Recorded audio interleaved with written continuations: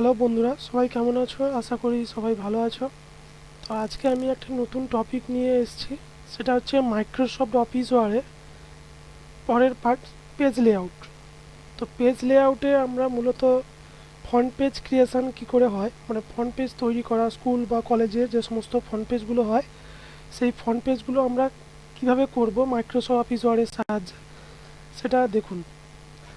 তো প্রথমে স্টার্ট বাটনে এখানে সার্চ করব উইনওয়ার। প্রোগ্রামটি ওপেন হয়েছে। এবারে আমি আসব, তো ইনসার্টের কাজ আমি আগের ভিডিওতে দেখেছি। এবারে আমি আসব পেজ লেআউট। পেজ লেআউটে আমি এখানে ফ্রন্ট পেজ ক্রিয়েশন করা দেখাবো। অর্থাৎ প্রথমে এখান থেকে আমি নেব মার্জিনটা এখানে নর্মাল, ন্যারো, যেরকম ধরনের আপনার স্টাইল এখানে চুজ করতে পারেন। ন্যারোটা হচ্ছে পেজের এই যে মার্জিনটা যেটা দেওয়া আছে, এই মার্জিনটাকে ঠিকঠাক করে নিয়ে আসার জন্য আমি এখানে ন্যারোতে রাখছি। আচ্ছা, এবারে আমি আসব ওরিয়েন্টেশন মানে পেজটাকে ঘোরানো। অর্থাৎ পেজ আমার সোজা আছে, পোর্ট্রেট মোডে আছে, যদি আমি ল্যান্ডস্কেপে ঘোরাতে চাই তাহলে ল্যান্ডস্কেপ করলে কী হবে, পেজটা আমার আড়াআড়ি হয়ে ঘুরে যাবে। যদি আমি এখানে পোর্ট্রেট মোড করি তাহলে এরকম সোজাসুজি থাকবে। তো এইটা আমাদের সোজাসুজি পেজ থাকাই আমার এখানে দরকার, যেহেতু আমি এখানে ফ্রন্ট পেজ তৈরি করছি। এবার আমি সাইজে আসবো। সাইজটা এখান থেকে আমার A4 সাইজ চুজ করে নেবো, কারণ আমাদের জেরক্স পেজগুলো A4 সাইজের হয়ে থাকে, সেই জন্য আমি A4 সাইজ চুজ করলাম। তো এবারে আমি আসবো ওয়াটারমার্ক মানে আমি পেজে হালকা ধরনের টেক্সট এরকমভাবে ভেসে থাকবে। তো আমি যে কোনো এখান থেকে যে কোনো একটা ওয়াটারমার্ক স্টাইল চুজ করলাম। চুজ করার পর দেখুন এখানে কনফিডেন্টাল লেখাটা কিন্তু চলে এসছে। তো আমি এই টেক্সটের পরিবর্তে একটা আলাদা ধরনের টেক্সটও আমি এখানে দিতে পারি। তার জন্য আমাকে আসতে হবে কাস্টম ওয়াটারমার্কে আসার পর টেক্সট লেখা আছে, এখানে টেক্সটের জায়গায় আমি এখানে টেক্সটটাকে মুছে ফেলবো। এবার আমি যে টেক্সটটা রাখতে চাই এখানে আমি সেই টেক্সটটাকে এখানে অ্যাড করলাম। এবার আমি এখানে আছে ফন্টে যে স্টাইলটা দিতে চাই সেই স্টাইলটা আমি এখানে চুজ করব। তারপরে আমি এখানে সাইজও পরিবর্তন করতে পারি। তারপরে এখানে আমি কালারও চেঞ্জ করতে পারি। দিয়ে এখানে লেখা আছে অ্যাপ্লাই করে ক্লোজ করে দিই। তাহলে আমার এই কম্পিউটার লেখাটা কিন্তু পেজের ওপরে চলে এসছে। আচ্ছা, এরপরে আমি আসবো ওয়াটারমার্কে। এটা ওয়াটারমার্কের টেক্সট দেওয়া হলো, কিন্তু ওয়াটারমার্কের ছবি কি করে অ্যাড করা যায়? না, ওয়াটারমার্কের ছবি অ্যাড করার জন্য আমাকে প্রথমে আসতে হবে কাস্টম ওয়াটারমার্ক। এখানে দেখুন লেখা আছে পিকচার ওয়াটারমার্ক।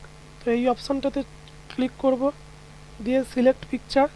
এখান থেকে যদি আমার কোনো পিকচার থাকে আমি এখান থেকে পিকচার যে কোনো একটা অ্যাড করে নিলাম, ইনসার্ট, ওকে করে দিলাম। তাহলে দেখুন আমার পেজের ওপরে কিন্তু এই যে ফটোটা আমার কিন্তু এটা ওয়াটারমার্ক হয়ে গেছে।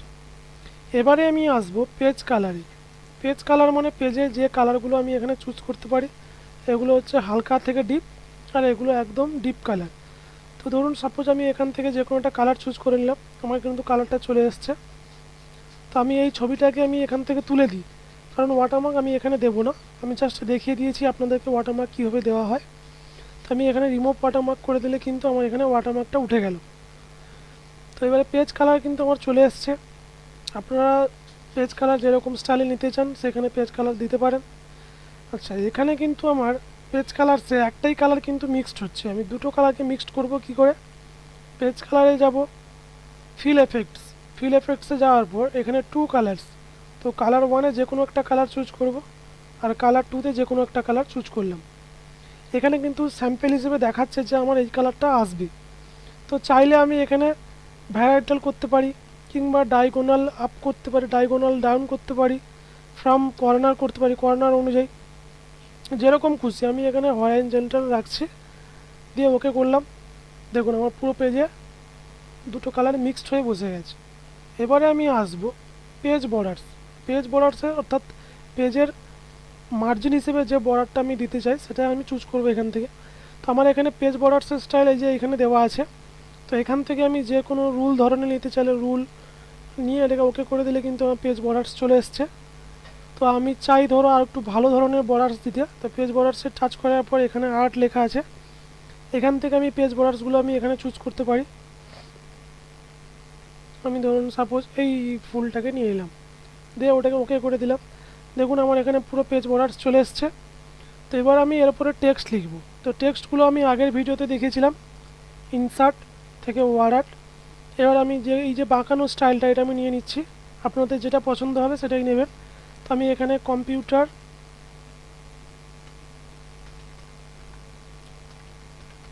সেন্টার লিখলাম, দিয়ে ওকে করলাম। আমার এখানে টেক্সটটা চলে এসছে। তো এটাকে সরানোর জন্য বলেছিলাম যে ফরম্যাটে গিয়ে text warping in front of text. এবার এটাকে সরিয়ে নিয়ে আসবো এই মাঝের দিকে, দিয়ে এই মাঝখানের যে চারপাশে বটমগুলো দেখা যাচ্ছে এগুলোর সাহায্যে আমি টেক্সটটাকে ঠিকঠাকভাবে বড় এবং ছোট করতে পারি। তো আমি এটাকে বাঁকিয়ে দিয়েছি।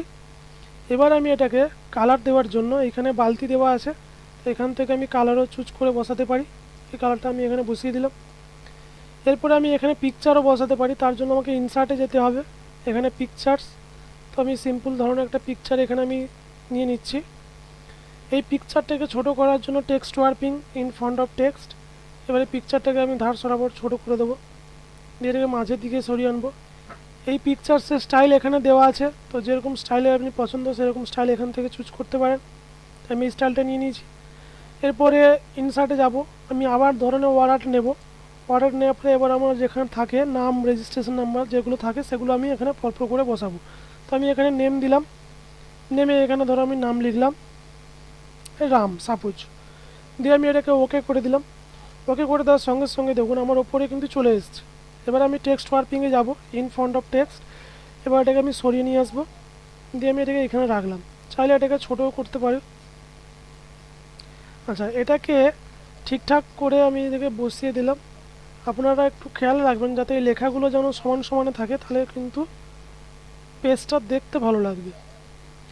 আমি এটা কালারও চেঞ্জ করতে পারি, এখান থেকে গিয়ে আমি এখানে কালারও যে কালারটা নিতে চাই সে কালারটা আমি এখানে বসাতে পারি। ঠিক এই রকম করে বাকি ফ্রন্ট পেজটা যেমন সাবজেক্ট, তারপর ধরুন রেজিস্ট্রেশন নাম্বার, রোল নাম্বার, যার যেরকম প্রয়োজন সবগুলোই কিন্তু ইনসার্টে গিয়ে ওয়ার্ডে যাওয়ার পর যে কোনো একটা স্টাইল চুজ করে তারপরে কিন্তু লেখাগুলো লিখতে হবে, দিয়ে একটা একটা করে বসাতে হবে। তো এই হচ্ছে আমার পেজ লেআউটের ফ্রন্ট পেজের কাজ। এখানে আরেকটা জিনিস দেখিয়ে দিই, ফ্রন্ট পেজ তৈরি হয়ে গেলে এই কোনাতে ওয়েস বাটন আছে, ওয়েস বাটনে আসার পর এখান থেকে চাইলে আপনি এটাকে সেভ করে রাখতে পারেন, কিংবা প্রিন্ট বার করে পারতেন। প্রিন্ট বার করলে ফ্রন্ট পেজটা প্রিন্ট হয়ে বেরোবে, কিংবা আপনি এটাকে সেভও করে রাখতে পারেন, ঠিক আছে, যেরকম খুশি। তো এইটা হচ্ছে আমার মূল ভিডিও পেজ লেআউটে ফ্রন্ট পেজ ক্রিয়েশন। এরপরে আমি মেলিনসে কিছু পার্ট নিয়ে আসবো এর পরের ভিডিওতে। তো আজকে আমার ভিডিওটা এই পর্যন্ত। ভালো লেগে থাকলে অবশ্যই চ্যানেলটিকে সাবস্ক্রাইব এবং পাশে থাকা বেল আইকনটি প্রেস করে দেবেন, যাতে আমি নতুন নতুন ভিডিওগুলো আরও পরবর্তীকালে আপনাদেরকে দেখাতে পারি।